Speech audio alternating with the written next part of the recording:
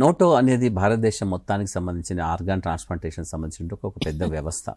దాన్ని రకరకాలుగా దాన్ని అభివృద్ధి చేయడం అంటూ జరిగింది గత కొన్ని 15-20 సంవత్సరాలుగా కూడా. సో దానిలో మనకి ఒక పెద్ద వ్యవస్థ ఉన్నట్టుగానే దాంట్లో కొన్ని భాగాలు కూడా, శాఖలు కూడా ఉంటాయి కదా.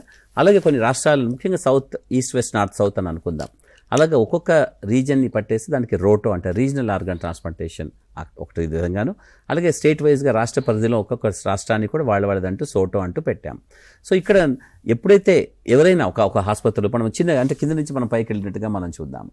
సో ఒక ఆసుపత్రిలో ఒక పేషెంట్ ఉంటారు. ఆ ఆసుపత్రిలో అతను వెంటిలేటర్ మీద ఉంటాడు.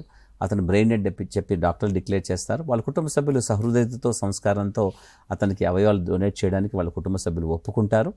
అప్పుడు ఆ రాష్ట్రంలో ఉన్నటువంటి ఒక పెద్ద లిస్ట్ అంతా ఉంటుంది సోటో దగ్గర. ఆ సోటోని మన రాష్ట్రంలో దాన్ని జీవన్ దాన్ అని చెప్పి మనం పేరు పెట్టుకున్నాం. గత 12-11 సంవత్సరాలుగా ఈ జీవన్ దాన్ కార్యక్రమంతో, జీవన్ దాన్ ద్వారా కార్యక్రమాలన్నీ జరుగుతూ ఉన్నాయి. అదర్వైజ్ భారతదేశ పరిధిలో దాని పేరు సోటో అంటుంటాం మనం. స్టేట్ సంబంధించిన ఆర్గనైజేషన్ అది.